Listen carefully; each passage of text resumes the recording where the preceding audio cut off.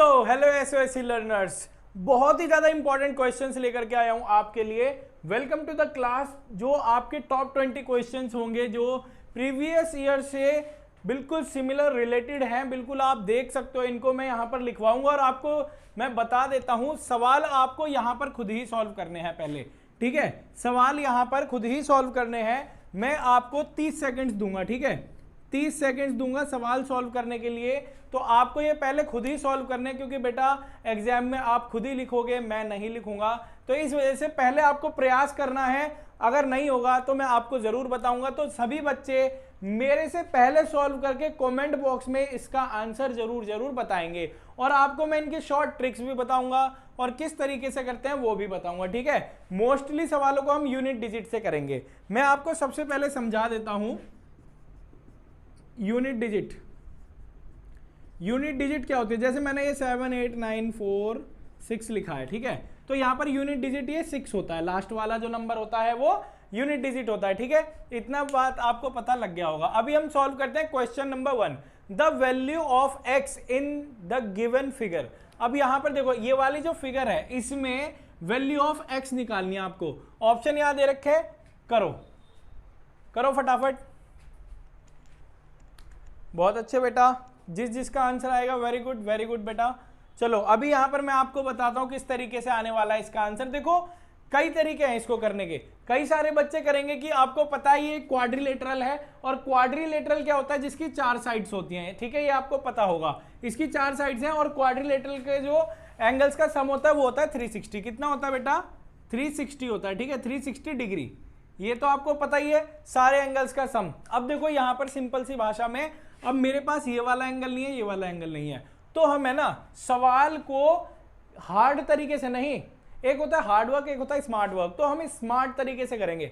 Smart तरीका एक और होती है क्वाड्रिलेटरल की प्रॉपर्टी, जो इनके जो ऑपोजिट एंगल्स होते हैं ना, इनका सम होता है 180 डिग्री। कितना होता है बेटा? 180 डिग्री होता है इनका सम, ठीक है।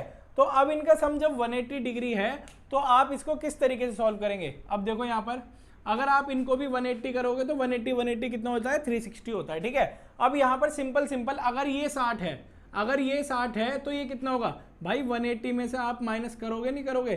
पेन उठाने की जरूरत ही नहीं है, डायरेक्ट आंसर लगाना है, क्योंकि हमें लिखना ही नहीं है एग्जाम में भाई। एग्जाम में जब लिखना ही नहीं है तो पेन उठाने की जरूरत ही क्या है? कितना आ गया? 120। Where is the answer? यहां पर option number B is correct answer. चलो अब सेकंड वाला सॉल्व करते हैं यहां पर, ठीक है। देखो x की वैल्यू क्या आ जाएगी हमारे पास? 120 आ जाएगी, ठीक है। 180 में से 60 गए। इतना समझ में आ गया आपको? अब देखो यहां पर क्या है, question number 2, what is the ratio of 9 metre to 27 centimetre. यार ये तो बहुत ही छोटे लेवल का क्वेश्चन है, लेकिन कुछ इस टाइप के भी क्वेश्चंस वहां पर बनते हैं, ठीक है। अब देखो 9 मीटर टू कितना हो जाएगा आपका? 27 सेंटीमीटर। कई सारे बच्चे क्या करेंगे, इसी को ही डिवाइड मार देंगे, इसको ही डिवाइड कर देंगे। क्या है? 9 एकम 9, 9 3 27। लेकिन भाई साहब ऑप्शन में ही नहीं है, ये तो ऑप्शन में ही नहीं है। तो यहां देखो किस तरीके से करना है आपको। यहां देखो सबसे पहले मैं आपको बता दूं, जो यूनिट है ना उसमें बदलो, जो यूनिट है उसमें बदलो। या तो आप बदल सकते हो, मतलब हमें क्या करना है, 9:27 सेंटीमीटर, मतलब कि 9 मीटर टू, मैं ऐसे लिखता हूं 9 मीटर टू 27 सेंटीमीटर, ठीक है। इनको हमें रेशियो में कन्वर्ट करना है। अब किस तरीके से करेंगे? ऑप्शन मैच करो। चलो भाई, अब यहां देखो आपको पता है 9000 होएगा, है ना भाई? 9000 होने वाला है, तो ऑब्वियसली सी बात है, तो ये तो छोटा हो जाएगा ना। 9000 क्यों आएगा? क्योंकि 1 मीटर में, ओ सॉरी 9000 नहीं, 900 आई एम सॉरी, है ना बेटा? क्या होगा? 1 मीटर में होता है 100 सेंटीमीटर। कितना होता है बेटा? 100 सेंटीमीटर होता है। तो आप यहां देख सकते हैं कितना हो जाएगा भाई, मतलब ये तो हो जाएगा 900, मतलब कि आपका 9 मीटर में कितना हो जाएगा? 900 सेंटीमीटर। तो सिंपली ये क्या आ जाएगा बेटा? 900 सेंटीमीटर रेशियो 27, है ना। किस तरीके से करोगे? लो जी, क्या 9 3 27 और 9 एकम 9, यानी कि आपका क्या आ गया? 100:3। तो option number B is the correct answer. इतना समझ में आया आपको? भाई बहुत आसान है यार, है ना। बस आपको एक अच्छे से समझ होनी चाहिए क्वेश्चंस को पढ़ने की। और सबसे महत्वपूर्ण बात मैं बता दूं आपको कि क्वेश्चन को पढ़ के समझना ही एक असली विद्यार्थी की पहचान है, ठीक है। तो अब हम बढ़ते हैं अपने अगले क्वेश्चंस की तरफ। क्वेश्चन नंबर 3 जल्दी से मुझे सॉल्व करके दिखाइए, और 4 भी सॉल्व करके दिखाओ। यहां पर काफी ज्यादा आसान सवाल हैं, जल्दी से सॉल्व करके दिखाओ। आपको 30 सेकंड्स देता हूं मैं। आप वीडियो पॉज करके भी कर सकते हो सवालों को, फिर कमेंट बॉक्स में आंसर बताना। देखो आंसर चीटिंग करने से कुछ नहीं होता है, ठीक है। सिलेक्शन होगा जब आप खुद करोगे। चलो अभी हम यहाँ स्टार्ट करते हैं इनको आंसर करना। सबसे पहला क्वेश्चन क्या, ध्यान से पढ़ेंगे। 72% of 25 students are good in maths, how many students are not good in maths. मतलब यहां बोला है कि 72% जो बच्चे हैं वो क्या है, टोटल बच्चे कितने हैं, टोटल 25 बच्चे हैं। कितने बच्चे हैं भाई, टोटल 25 बच्चे हैं, है ना। अब देखो यहां पर, अब यहां सीधी सी भाषा में कहा जाए, या क्वेश्चन पे हमें उस चीज पे ध्यान देना है सवाल के। पहले इसकी हिंदी समझा देता हूं मैं आपको, कि मतलब कि जो टोटल 25 स्टूडेंट्स हैं, है ना, 25 स्टूडेंट्स में से 72% जो बच्चे हैं वो मैथ में अच्छे नहीं हैं, और सॉरी जो 72% है वो मैथ्स में अच्छे हैं, और कितने अच्छे नहीं हैं हमें ये बताना है, ठीक है। तो देखो यहां पर हमें क्या करना है, क्वेश्चन जो पूछा गया है, सवाल में जो चीज पूछी गई है उस पर ध्यान देंगे, तब उसको फोड़ेंगे हम, ठीक है। अब देखो किस तरीके से यहां पूछा गया है, आर नॉट गुड। अच्छा एक बात बताओ, हर चीज क्या होती है, अपने आप में 100% होती है। तो भाई मैंने कहा यहां पर ये जो 100% बालक हैं, ठीक है भाई, ये जो 100% बालक हैं, 100% में से जो हमारे 72% हैं, कितने बेटा, 72% हैं, वो तो गुड है। हमें निकालने क्या है, जो गुड नहीं है, जो बालक अच्छे नहीं है मैथ्स में, उनको निकालना है। भाई 100% में से अगर मैं 72 स्टूडेंट्स हटा दूं तो बचे हुए कितने बचेंगे, कौन होंगे हमारे, कौन होंगे भाई, नॉट गुड स्टूडेंट्स। तो नॉट गुड स्टूडेंट्स कितने हो जाएंगे हमारे, ये तुम्हारा 72 8 80 28 हो जाएंगे। कितने बेटा, 28% जो बच्चे हो जाएंगे वो कौन हो जाएंगे, जो नॉट गुड होंगे। भाई टोटल बच्चे कितने हैं, 25, ठीक है। अब देखो यहाँ 25 बच्चे हैं टोटल, 25 बच्चों का अगर आप 28% निकालते हो, परसेंट निकालना है, परसेंट हटाओगे तो अपॉन में 2 0 आ जाएगी, ठीक है। अब देखो 25 एकम 25, 25 चौका 100, इस तरीके से काट देंगे हम, और 4 7 28, ठीक है। 7 बच्चे हो जाएंगे जो हमारे, कितने हो जाएंगे, जो मैथ्स में अच्छे नहीं है। आई होप कि आपको समझ में आया होगा, बहुत इजी है, और बच्चे बहुत तरीके से निकाल सकते हैं इसको। देखो यहाँ पर ये इस तरीके से यहाँ दे रखा है, और भी तरीके हैं, है ना, जैसा आपको कन्वीनियंट लगे वैसे कर सकते हो। ये भी काफी ज्यादा आसान है, ठीक है। ये बताने में थोड़ा टाइम लग रहा है, वरना तो ये एक क्या मतलब ये 4 सेकंड से सवाल है। अभी सॉल्व करते हैं क्वेश्चन नंबर 4। क्वेश्चन नंबर 4 में क्या है, देखो, a machine in a soft drink factory fills 480 bottles in 6 hours, how many bottles will it fill in 5 hours. मतलब कि बोला गया है कि एक मशीन है जो कि 6 घंटे में 480 बोतल को फिल करती है, क्या बोला, और 5 घंटे में कितनी फिल करेगी। अब देखो यहां पर क्या बोला है कि 6 घंटे में करती है ना, मतलब कि हम कह सकते हैं कि 6 घंटे में है तो 1 घंटे का निकालेंगे पहले, ठीक है। देखो यहां सिंपल क्या करेंगे हम, 1 घंटे में वो कितनी करेगी फिल, है ना। देखो जैसे ये हो गया 840/6, ठीक है। 6 को अपॉन में रख देंगे हम यहाँ, सिंपल।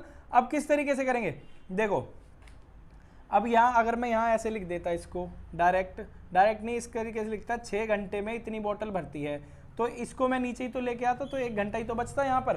तो यहाँ पे ये कितनी बार जाएगा, है ना, 14 6 84 होता है, 14 6 84, या ऐसे भी काट सकते हो आप, 6 कम 6 2 इसका दिया, 6 चौक 24, मतलब कि 140, ठीक है। इस तरीके से आ जाएगा कि 1 घंटे में 140 बोतल फिल करती है, तो 5 घंटे में कितनी करेगी। या तो आप इसकी 5 से मल्टीप्लाई कर दो, या आप क्या करो, ये 6 घंटे का है तो 1 घंटे की बोतल ही तो घटानी है, इसमें से 140 घटा दो तो 700 बोतल आ जाएंगी। कितनी आ जाएंगी, 700। 1400 की मल्टीप्लाई अगर आप 5 में करते हो, 14 5 70, 700 बोतल आ जाएंगी आपकी। Option number A is the correct answer. इतना समझ में आ गया। अभी बढ़ते हैं अगले क्वेश्चन की तरफ। तो क्वेश्चन नंबर 5 और 6 जल्दी से मुझे कमेंट बॉक्स में करके दिखाओ। देखो क्वेश्चन नंबर 5 आपको खुद करना है, इसका आंसर मुझे आप कमेंट बॉक्स में बताना, ठीक है, क्या होने वाला है। मैं यहां पर आपको करवाता हूं क्वेश्चन नंबर 6, ठीक है। क्वेश्चन नंबर 6 यहां पर क्या होने वाला है, पहले मैं आपको बिना सॉल्व करे इसका आंसर बता देता हूं आपको। ये हो जाएगा आपका 12, ठीक है। क्या हो जाएगा आपका आंसर, 12 हो जाएगा, ठीक है। 6 12, ठीक है, एकदम ठीक है। इस तरीके से करना है। मतलब आप मुझे इसका आंसर बताओगे क्या होने वाला है। बाकी अभी हम बढ़ते हैं अगले वाले क्वेश्चन की तरफ जो कि हमारा ये वाला है। अब क्या था, area of triangle having base 14 centimetre and height 7 centimetre, तो इसका एरिया क्या होगा। तो बताइए इन सब में से क्या होने वाला है, जल्दी से कमेंट बॉक्स में बताइए। आपको मैं 30 सेकंड देता हूं करने के लिए। वेरी गुड बेटा, वेरी गुड, बहुत आसान सवाल है। अब इसमें क्या होने वाला है, आपको हाइट दे रखी है, बेस दे रखी है, बेस 14 सेंटीमीटर है और हाइट 7 सेंटीमीटर है। तो एरिया ऑफ ट्राइंगल क्या होता है भाई हमारे पास, एरिया ऑफ ट्राइंगल होता है half into base into height होता है। ठीक है, हाफ क्या हो जाएगा, देखो हाफ इंटू बेस कितना है हमारा 14 सेंटीमीटर और ये 7 सेंटीमीटर। ठीक है, हाइट तो ये कितनी बार जाएगा, 7 बार जाएगा, 7 7 49, 49 कहाँ पर है हमारा, ये रहा 49 सेंटीमीटर स्क्वायर। क्लियर है, इस तरीके से आप करेंगे। अच्छा लग रहा हो तो वीडियो को लाइक करना और शेयर करो अपने सारे दोस्तों के पास स्कूल ग्रुप में, फटाफट शेयर करो। एग्जाम बेस्ड क्वेश्चंस करवा रहा हूं मैं आपको। बाकी बढ़ते हैं नेक्स्ट क्वेश्चन की तरफ, सॉल्व करते हैं क्वेश्चन नंबर 7। अब देखो 7 और 8 आप यहां पर इनको एक बार खुद सॉल्व करके देखो। आपको मैं 30 सेकंड्स का टाइम देता हूं, देखते हैं कितने बच्चे इसका आंसर कमेंट बॉक्स में बताते हैं। ठीक है, तो प्रैक्टिस भी होती रहेगी आपकी और यहां मैं आपको क्वेश्चन के आंसर्स भी करवाता रहूंगा। ठीक है, चलो करो 7वां। वेरी गुड बेटा, वेरी गुड। देखो सवाल में बोला गया है Raju's father age is 5 years more than 3 times Raju's age. सबसे पहले ये जो लैंग्वेज वाले क्वेश्चन होते हैं तो इनको समझना बहुत ज़्यादा, क्योंकि लैंग्वेज दी होती है, इसको समझना बहुत ज़्यादा बच्चों के लिए बहुत ज़्यादा तो नहीं, मतलब थोड़ा बहुत कठिन तो होता ही होता है। तो अब देखो लैंग्वेज को समझ गए तो सवाल हो गया। क्या बोला है, Raju's father age is 5 years more than 3 times Raju's age. मतलब बोला गया है यहाँ पर जो राजू के फादर हैं वो 5 साल ज़्यादा हैं किससे, राजू की मोर देन 3 times राजू से, राजू की 3 गुना एज से। यहां से देखो क्या बोला है, 5 साल ज्यादा हैं, मोर का मतलब अधिक होता है ना, 3 times ऑफ राजूज एज। अब यहां पर पूछा गया है कि और if his father is of 44 years old, तो यहां पर हमें फाइंड करनी है किसकी एज, राजू की एज हमें फाइंड आउट करनी है। आप किस तरीके से करोगे, देखो सिंपल, अभी यहां पर हमें किसकी एज नहीं पता, हमें राजू की एज नहीं पता। तो अगर हम राजू की एज को x मान लें, जो राजू की एज है भाई, है ना, राजू की एज वो अगर मैं x मान लेता हूं तो इसके पापा की एज देखो कहां से पता लगेगी, देखो इस वाली लाइन से पता लगेगी इसके पापा की एज। ठीक है, क्या बोला है कि Raju's father age is 5 years more, more का मतलब होता है प्लस, मोर का मतलब होता है प्लस, मतलब कि ज्यादा, 5 years more than 3 times of Raju age. भाई राजू की एज क्या है, देखो यहाँ पर जब राजू की एज x है तो उसका 3 times मतलब कि राजू की एज का, इसके पापा की एज बता रहा हूं मैं आपको, जो फादर से एज होगी, अब फादर से एज क्या होगी 3 times होगा ना, मतलब कि राजू की एज का 3 times 3x हो जाएगा। 3x का मतलब होता है 3 × x और फिर +5, ये इतनी हो जाएगी राजू के पापा की एज। अब उन्होंने बोला है कि इफ हिज एज इज क्या है 44, मतलब कि 44 years, मतलब ये जो संख्या है बराबर किसके 44 के, मतलब कि जो उसके पापा की एज अभी हमने राजू के हिसाब से निकाली वो 3x + 5 थी, है ना, बराबर क्या रहेगा 44। अब इसे सॉल्व करेंगे किस तरीके से, सवाल बहुत आसान हो गया, इसको इधर शिफ्ट करेंगे तो क्या होगा, 44 में से 5 जाएंगे तो 39 बचेगा हमारा 39, ये प्लस का इधर आकर के माइनस शिफ्ट होगा। ठीक है, इतना लिखने की जरूरत नहीं है क्योंकि एग्जाम में तो हमें टिक ही लगाना है ना। तो यहाँ 3x बचेगा, 3 से 39 कितनी बार जाएगा 13 बार, तो x का मान क्या आ गया 13। तो राजू भैया की एज कितनी आ गई हमारे की 13। Option number A is the correct answer. कितने बच्चों ने इसका आंसर दिया है करेक्टली। चलो अभी हम आगे वाले क्वेश्चन पर चलते हैं। क्वेश्चन नंबर 8 जल्दी से करके दिखाइए मुझे कमेंट बॉक्स में, बहुत ज्यादा आसान है यार।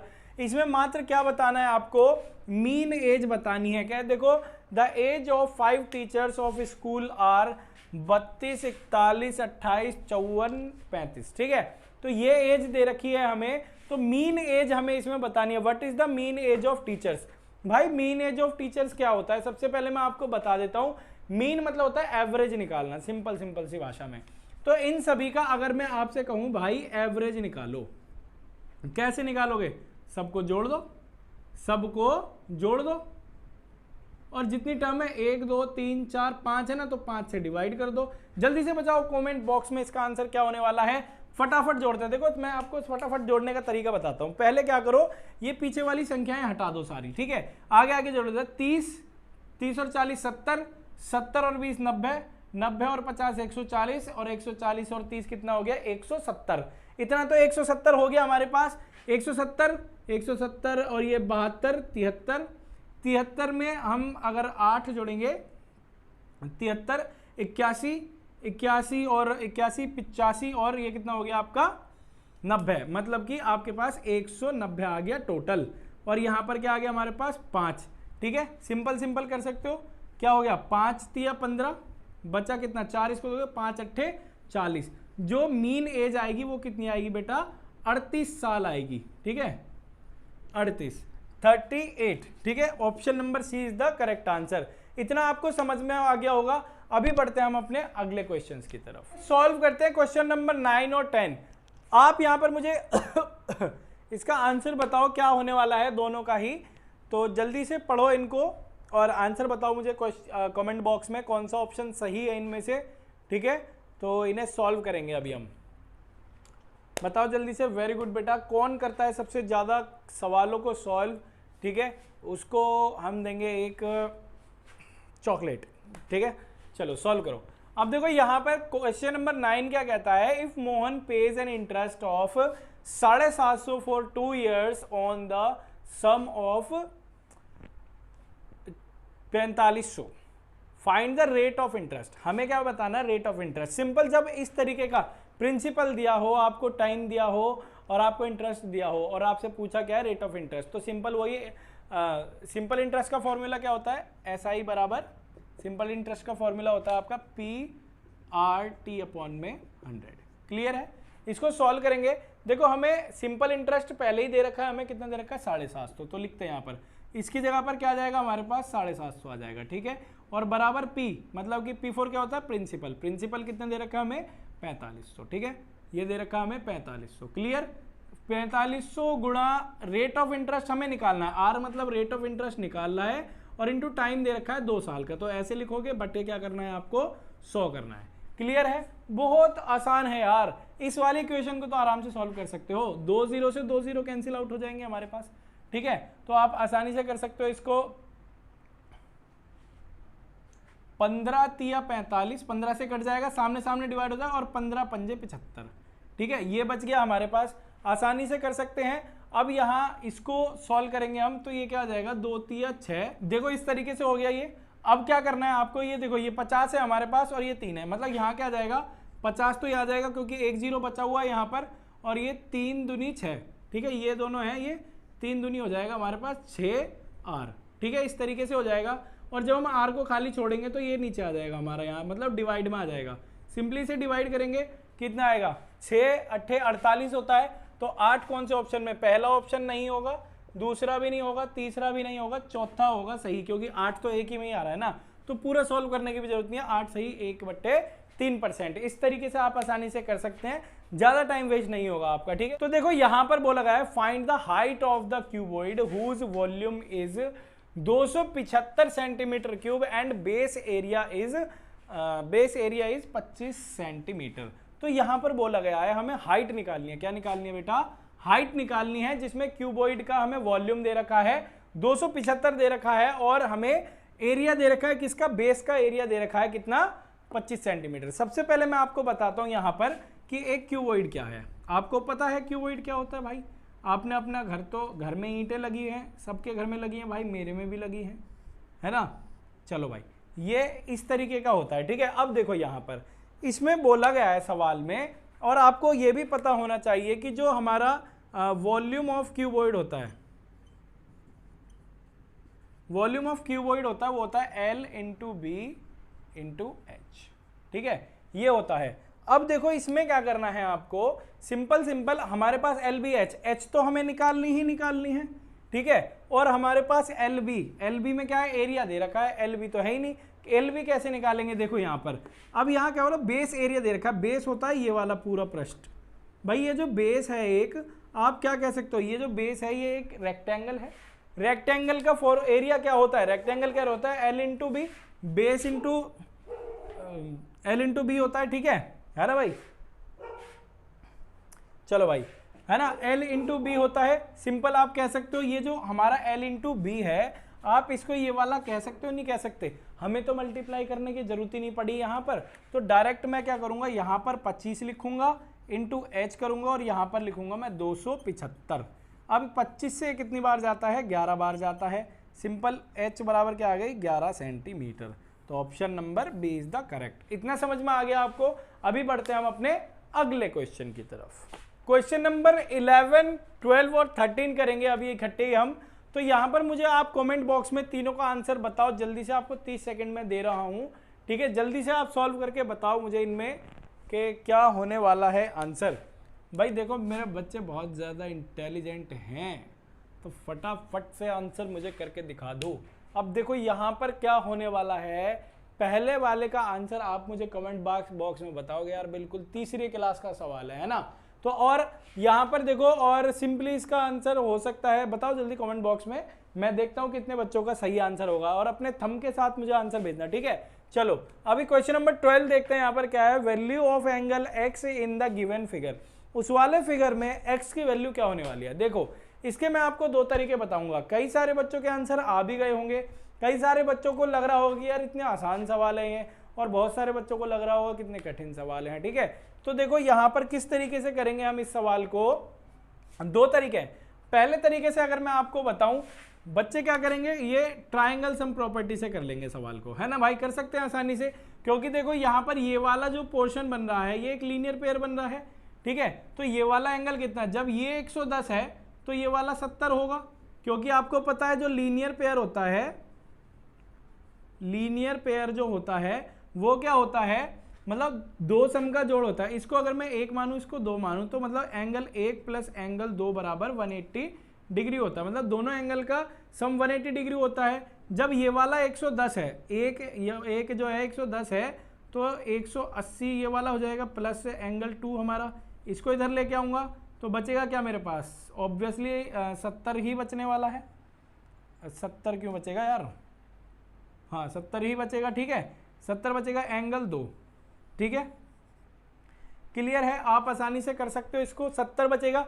जब ये 70 आ गया है, ट्राइंगल प्रॉपर्टी, भाई मैंने क्या बताया आप सभी को अभी, ट्राइंगल प्रॉपर्टी क्या होती है, ट्राइंगल सम प्रॉपर्टी, इन तीनों का जोड़, देखो ये 70 ये 60, तीनों का जोड़ होता है 180। कितना होता है भाई, 180 डिग्री होता है।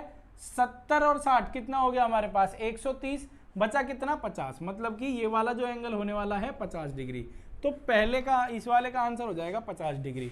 एक तो ये हो गया, आपको इतना दो चीजें निकालने की जरूरत नहीं है। आप क्या कर सकते हो, मैंने आपको बताया, देखो आपको ये पता भी होगा कि जब दो ऑपोजिट एंगल्स होते हैं ट्राइंगल के अंदर, तो जो एक्सटीरियर एंगल का सम होता है ना, एक्सटीरियर एंगल का सम होता है।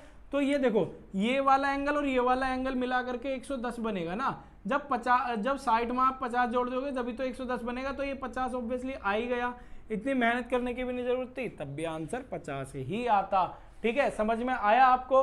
अगर समझ में आ रहा हो तो वीडियो को लाइक जरूर करना, शेयर करो अपने दोस्तों में, स्कूल ग्रुप्स में भी शेयर करो, ठीक है। अभी यहाँ बात करते हैं क्वेश्चन नंबर 13 की। क्वेश्चन नंबर 13 अरिथमेटिक मीन, ये भी बहुत आसान है। मैंने अभी इसी टाइप का सवाल बताया था, ये सवाल नंबर जिसमें टीचर्स की एज निकाली थी, क्वेश्चन नंबर था आपका 8वां, ठीक है। इसको भी सॉल्व कर लेते हैं। अब इनका मुझे आंसर बताएंगे आप सभी कमेंट बॉक्स में कि क्या होने वाला है। तो देखो अभी इसको सॉल्व करेंगे, अरिथमेटिक मीन कैसे होता है, सिंपल आप किस तरीके से निकाल सकते हो इसको। देखो आपको क्या करना है, इन सबको प्लस करना है और इतने से ही डिवाइड कर देना है, 1 2 3 4 5 टर्म से डिवाइड कर देना है। अब इन्हें जोड़ोगे तो क्या आएगा, देखो 10 और 8 18, 18 10 28, 28 10 8 18, 18 10 28 और 6 34, 36 46 और 14 हो गया आपका 60, ठीक है। 60/5 डिवाइड मारोगे तो आएगा 12 पंजे 60, आंसर इज बी। 12 आ गया आपका। बहुत आसान सवाल है यार, इसी तरीके से आपको करने हैं। अभी हम बढ़ते हैं क्वेश्चन नंबर 14 की तरफ। तो आइए सॉल्व करते हैं क्वेश्चन नंबर 14, 15 और 16। किस तरीके से होंगे जल्दी से आप इसके आंसर कमेंट बॉक्स में मुझे बताइए, बाकी मैं आपको इनको सॉल्व करवाता हूँ। बहुत सारे बच्चों के आंसर आएंगे, आई होप कि कितने बच्चे आंसर कर सकते हैं कि कमेंट बॉक्स भर जाना चाहिए, मैं थक जाऊँ पढ़ते पढ़ते आपके आंसर्स।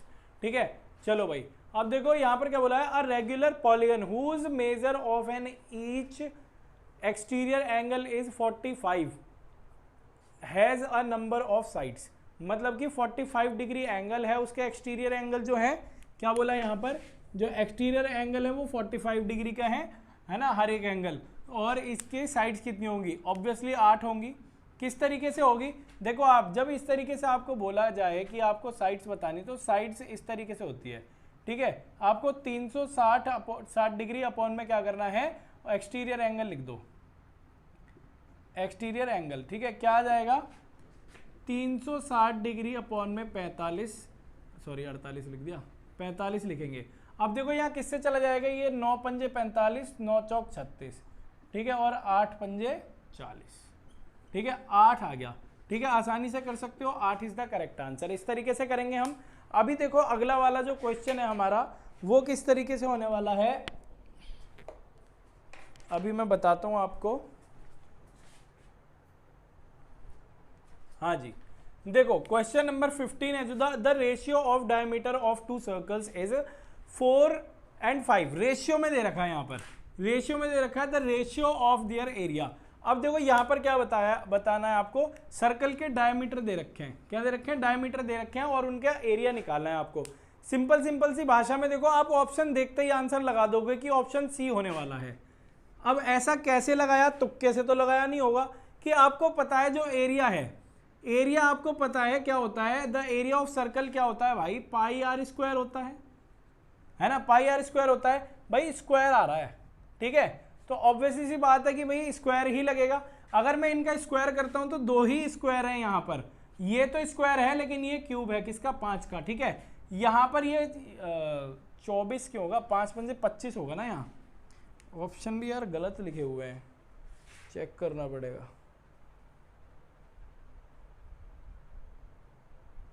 25 है, ठीक है, यहाँ 25 कर लेना बेटा।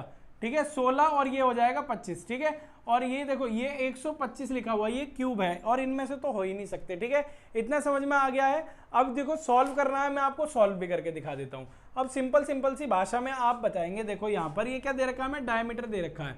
डायमीटर क्या होता है, अपॉन 2। क्या होता है बेटा, अपॉन 2 करना होता है इसका। ठीक है, जब ही तो रेडियस आएगी भाई। रेडियस कैसे आएगी, जब हम 4 और ये 5 को अपॉन 2 करेंगे दोनों को। ठीक है, इसको डिवाइड करेंगे तो ये तो 2 ही आ जाएगा ना हमारे पास, 2। तो रेडियस हमारी ये आ चुकी है दोनों। ठीक है, एक्स पैक्स नहीं मान रहे, सीधा सॉल्व करते हैं। देखो यहाँ एरिया ऑफ सर्कल क्या होता है, सिंपल सी भाषा में क्या है, देखो पाई आर स्क्वायर। ये वाला एक रेडियस ये रही, और एक और रेडियस कर लो यहाँ पर, है ना, इसको भी लिखो पाई आर स्क्वायर। ठीक है, ये इस वाली के लिए, और इस वाली बड़ा आर लिख देता हूँ, चलो मैं इस पर। ठीक है, ये छोटा आर है, ये बड़ा आर है। ठीक है, अब देखो यहाँ पर क्या करूँगा, देखो पाई से तो पाई कैंसिल आउट हो जाएगा ये रेशियो में। अब देखो यहाँ पर 2 का स्क्वायर क्या होता है मेरे बच्चों, 4। ठीक है, अब ये इसका स्क्वायर क्या होता है, मैं इसको देखो क्या लिखूंगा, 5/2 का स्क्वायर क्या होने वाला है, 5 पंजे 25, 2 दूनी 4। तो यहाँ सिंपली क्या लिख सकता हूँ मैं, 25/4 रेशियो में है, क्रॉस मल्टीप्लाई होगी, 4 चौक 16, और यहाँ पर 25, 16 रेशियो 25 आपका आंसर इस तरीके से आएगा। ठीक है, option number C is the correct answer. ऐसे आप करेंगे, बहुत आसान है। ठीक है, और देखो यहाँ पर ये तो और भी ज्यादा आसान क्वेश्चन है, बहुत सारे बच्चों का आंसर इसमें आ गया होगा। ठीक है, अब देखो यहाँ कैसे है, angle which has equal value as supplementary. क्या बोला यहाँ पर, सप्लीमेंट्री, सप्लीमेंट्री एंगल। अब सप्लीमेंट्री एंगल क्या होता है, क्या वैल्यू होगी, आपको पता है, अगर कोई भी 2 एंगल हैं, उनका सम अगर 180 बैठता है तो उसे हम क्या बोलते हैं, सप्लीमेंट्री एंगल बोलते हैं। तो 180 इज द करेक्ट आंसर। ऐसा ही आपका क्वेश्चन बदल के भी आ सकता है इस साल, यहां पर सप्लीमेंट्री की जगह कॉम्प्लीमेंट्री दे सकता है। कॉम्प्लीमेंट्री एंगल का सम होता है 90 डिग्री। ठीक है, लेकिन यहां आंसर क्या होगा, 180 डिग्री होगा। इतनी बात समझ में आ गई होगी आपको। वीडियो को लाइक करते चलें। ठीक है, अभी आगे बढ़ते हैं हम अगले क्वेश्चंस की तरफ। तो अभी सॉल्व करते हैं क्वेश्चन नंबर 17, 18, 19 और 20। ठीक है, अब देखो यहाँ पर आपको यहाँ बताना है कि इसका आंसर क्या होने वाला है इन सभी का, तो जल्दी से मुझे कमेंट बॉक्स में बता दीजिए। बहुत ही ज़्यादा आसान क्वेश्चन है आपके लिए भाई। देखो ये एग्जाम बेस्ड क्वेश्चन है, इनको स्किप मत करना बिल्कुल भी, ठीक है। अभी यहाँ देखो सिंपली हम कर सकते हैं इसको। देखो पहला क्वेश्चन है अ क्यूब ऑफ नंबर 1 to 1 मतलब कि 121 विल बी। अब इसका क्या होगा, देखो क्या होगा कि एन ऑड नंबर या sorry an even number, an odd number, an odd और इवन, या नन ऑफ दीज। सिंपल सी भाषा में option number B is the correct. अगर यहाँ पर देखो अगर ऑड नंबर है तो ये ऑड होगा आंसर। अगर यहाँ इवन होता जाए, देखो 2 का क्यूब क्या होता है 8 होता है, ये एक इवन नंबर है, ये भी एक इवन नंबर है। 3 का होता है 27, ये क्या है ऑड नंबर है, ठीक है। इतना समझ में आ गया आपको। अब देखते हैं अगला वाला क्वेश्चन। अगला क्वेश्चन हमारा क्या कहता है, क्वेश्चन नंबर 18, जल्दी से बताओ वैल्यू ऑफ 4 की पावर -1 यानी कि 4 इनवर्स की पावर 1/2 कैसे होगा। चलो सॉल्व करते हैं इसको। यहाँ पर देखो किस तरीके से करेंगे इसको। 4 इनवर्स को क्या लिख सकते हैं, 1/4 लिख सकते हो बड़ी आसानी से। और इसको देखो 1/2, मैंने आपको यहाँ पर पहले भी पिछली साल बताया था बच्चों को मैंने कि जब a की पावर 1/2 हो तो हम उसको क्या लिख सकते हैं, √a लिख सकते हैं। तो यहाँ हम क्या लिखेंगे 1/4 का क्या चढ़ेगा बेटा, इस पर रूट चढ़ेगा दोनों पे। अब इसका क्या होगा 1 होगा और ये किसका होता है 2 का होता है। तो 1/2 is the correct answer. Where is the answer, option number C is the correct answer. इतना समझ में आया आपको, है ना। अगर समझ में आ रहा हो तो वीडियो को लाइक करते चलना, सेशन को लाइक करो, चैनल को भी सब्सक्राइब कर लेना ताकि आपको लेटेस्ट अपडेट मिलती रहे, ठीक है। अब देखो यहाँ पर क्वेश्चन नंबर 19 की बात करते हैं। A quadrilateral having exactly 1 pair of parallel sides या 1 pair of parallel sides but sides are not equal. अब यहाँ पर क्या बोला गया है, पैरेलल साइड लेता है ये, है ना। आंसर क्या हो जाएगा, ट्रेपीजियम। कैसे ट्रेपीजियम क्या होता है, उसकी साइड पैरेलल होती है लेकिन सेम साइज की नहीं होती। इस तरीके से आप कह सकते हो पैरेलल साइड होगी लेकिन इक्वल नहीं होगी। इक्वल नहीं है लेकिन पैरेलल हैं, ठीक है। ये दोनों पैरेलल हैं, ठीक है। और आपको पता है बाकी काइट क्या होती है, काइट की जो आपकी एडजेसेंट साइड्स होती हैं वो बराबर होती हैं। जैसे ये दोनों बराबर होती हैं और ये दोनों बराबर होती हैं, है ना। पैरेललोग्राम भी आपको पता होगा, इस तरीके से होता है, बेस और हाइट होता है इसके अंदर, ठीक है। ऐसे रोम्बस आपको पता ही है किसकी तरह होता है, जैसे स्क्वायर होता है ना, स्क्वायर को टेढ़ा कर देते हैं इस तरीके से, उसको हम बोलते हैं रोम्बस, ठीक है। आप समझ गए होंगे। अब यहाँ देखो क्वेश्चन नंबर, वैसे इसका आंसर आपका डी है, ठीक है। अब question number 20, the distance covered by a rotating wheel of radius 21 in 22 rotations. अब क्या होने वाली है इस ऑप्शन में से कि डिस्टेंस कितना कवर करेगा अगर जो रेडियस कितनी है 21 है एक व्हील की। मतलब यहाँ पर क्या बोला गया है कि एक व्हील है जिसकी रेडियस दे रखी है 21 सेंटीमीटर, ठीक है, 21 सेंटीमीटर। तो वो 2 रोटेशन में कितना एरिया कवर करेगा, है ना, कितना एरिया कवर करेगा। अब रोटेशन की बात करूं मैं आपसे, अगर कोई टायर है, अगर मैं उसको चलाता हूं जमीन पर तो उसका एरिया थोड़ी लगेगा, उसकी किनारी लगेगी। क्या लगेगी भाई, ये किनारी लगेगी। भाई एक बार जब किनारी घूमेगा, दूसरी बार घूमेगा, उतना एरिया कवर करेगा। तो सिंपल हम क्या कह सकते हैं, मैं अगर आपसे कहूं कि भाई इसका पेरीमीटर निकालो और 2 से मल्टीप्लाई कर दो, क्या होगा भाई साहब, पेरीमीटर ऑफ सर्कल मतलब पेरीमीटर या सर्कमफेरेंस ऑफ सर्कल निकालोगे, वो क्या होती है 2πr इंटू 2 कर देना, क्योंकि 2 रोटेशन है। कितनी रोटेशन है, 2 रोटेशन है, ठीक है। देखो 2 इंटू 22/7, पाई की वैल्यू 22/7 होती है, इंटू सॉरी ये 2πr है यार, यहाँ 2π2 लिख दिया मैंने ठीक है। r की वैल्यू क्या दे रखी है हमें, 21 दे रखी है, ठीक है, इंटू 2 डिवाइड करो, 7 या 21। अब बच्चे क्या करेंगे, इसको पूरे को डिवाइड करने लग जाएंगे। मतलब इसको 22 गुणा 2 गुणा 22 गुणा 3 गुणा 2 पूरे को मल्टीप्लाई करेंगे। लेकिन हम क्या करेंगे, स्मार्ट तरीके से करेंगे सवाल को। कैसे, देखो यूनिट डिजिट मैच करेंगे।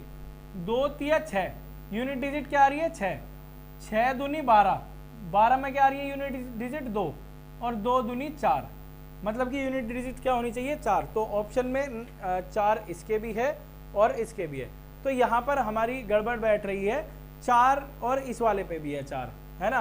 तो यूनिट डिजिट बैठ रही है ये, तो हमारा आंसर क्या होना चाहिए।